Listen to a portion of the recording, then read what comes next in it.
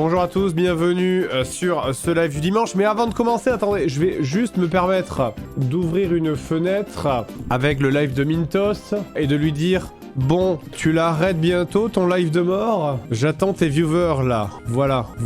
Hop. J'attends les viewers, ouais, je les envoie, JDG. Voilà, c'est la tradition normalement. Je commence, Connard. Mintos arrête. Ça c'était trop. T'as une OP là? Pourquoi tu me demandes les viewers? T'as une OP? C'est la tradition. On arrive, on a bientôt fini là. Ouais, chacun son créneau, hein. Chacun le créneau, effectivement. Voilà, c'est la tradition, hein, bien sûr. Commencer le matin chez Mintos, et à 13h, à 12h45, je lance. Et ensuite, on s'emmerde, parce que du coup, de toute façon, j'ai pas de programme. OP? Non, pas du tout. Mais pourquoi OP? Partage la garde, voilà. C'est comme ça, j'ai le droit de les voir aussi, quoi. Si on laisse dériver, ça va être quoi? La semaine prochaine, ça va être... Je vais me les rendre à 14h, puis après à 15h, puis après, ça va être quoi? Un week-end sur deux, je vais plus les voir? Non. Maman vous a vu ce matin, ben, cet après-midi, c'est papa. Je vais aller déposer plainte au juge des familles, là, ça va être vite. J'ai vu quelqu'un qui posait la question, là, sur...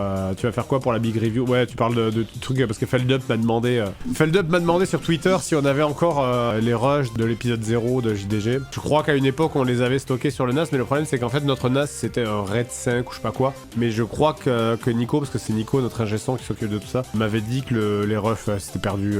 On avait perdu tous les rushs des vieux épisodes. C'est un truc que j'avais acheté en 2011-2010, qui faisait 1 Tera. Maintenant, 1 Tera, c'est juste un disque dur de merde, t'sais. 1 Tera, c'était un truc de fou, et on l'avait payé cher, quoi, tu vois. On l'avait vraiment payé, je crois que c'était 1000 balles, un truc comme ça, quoi. T'as le scénario du pilote? Non, je suis même pas sûr qu'on l'avait monté. Je pense que j'avais commencé à le monter, mais je pense que j'avais rien exporté parce que je m'étais aperçu très vite pendant le montage que c'était de la merde. C'était même pas un jeu rétro. À l'époque, la première version de ce qui ne s'appelait pas encore Joueur du Grenier, c'était pas des jeux rétro, c'était des jeux flash, des petits jeux indés, etc. Donc techniquement, si on avait continué sur cette voie, on aurait pu être Squeezie. Mais du coup, ouais, c'était sur un jeu... Vous m'aviez retrouvé le nom, de toute façon, c'était dans une forêt un peu magique. On contrôlait des cerfs qui avaient des visages d'humains. Endless Forest, je crois. Attends, voyons. C'est peut-être ça. Oui, ça fait exactement ça. Putain, bien joué. Attendez, je vous montre. C'est des cerfs avec des visages d'humains. C'était pas... C'était il y a des années, hein. Mais c'était juste un peu genre... la vidéo, c'était un peu... Ah là là, des cerfs avec des visages d'humains, mais ils ont pris de la drogue, ils sont fous, mais qu'est-ce qu'ils font? Donc, on avait un petit peu laissé tomber. Et là, le deuxième test, c'était sur un jeu qui s'appelait Toribash. C'était une espèce de jeu de lutte, schnapps. Je crois même que Squeezie, oui, c'est ça. Squeezie, on a fait une vidéo bien plus tard. Le jeu, quand on a commencé, c'était en 2009. Le jeu, il était à peine dispo, c'était un peu bizarre et ça devait être très certainement une alpha. C'est là-dessus on avait fait les deux premiers en fait. Et du coup c'est ce que je disais à Feldup, c'est qu'en vrai de cet épisode 0, il ne reste que l'image qui est le logo de la chaîne en fait. Dans l'épisode de Tintin au Tibet, il y a un moment où je me retourne et je regarde vers la caméra et c'est le logo de la chaîne. Et en plus voilà,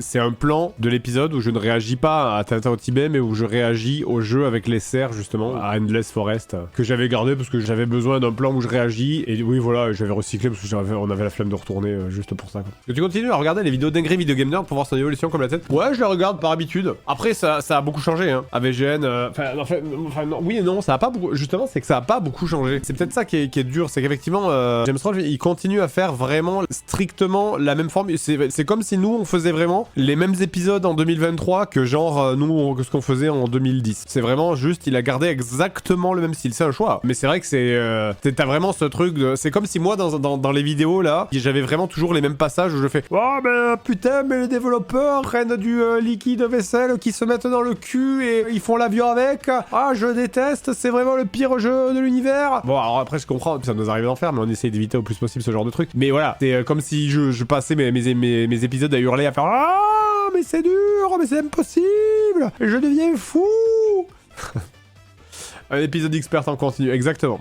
Bah en vrai c'était mieux, bah non, c'est pas vrai. C'est pas vrai parce que si on avait continué à faire ça, en fait c'est toujours pareil, c'est ce que je dis toujours, si tu, sur internet, si tu changes ta formule, les gens tu le reproches, si tu gardes la même formule, les gens arrêtent de te regarder. C'est pour ça qu'il faut trouver un entre-deux. Il faut évoluer. C'est sûr, il faut évoluer, t'as pas le choix. T'as pas le choix, t'es obligé d'évoluer. Après, évoluer ne veut pas dire tout changer, mais t'es obligé de quand même un minimum évoluer. De toute façon, les gens sont jamais contents quoi qu'il arrive, t'auras toujours une partie des gens qui seront pas contents. Toujours pareil, t'as toujours aussi les gens qui, en 2023, après 14 ans maintenant d'épisodes de Joueurs du Grenier, vont regarder un épisode. Des fois il y en a qui sont moyens, des fois il y en a qui sont bien, des fois il y en a qui sont moyens, ça dépend des jeux aussi beaucoup, et qui vont faire: ouais mais c'est plus comme avant, je rigole pas autant que quand j'ai regardé la première fois un nouveau concept et que j'avais 14 ans. Bah oui, mais évidemment. Oui, si tu regardes, je pense que là, si vous regardez l'épisode 850 de Pokémon, vous aurez peut-être pas la même magie que quand vous avez regardé l'épisode 2 et que vous aviez 12 ans, tu vois.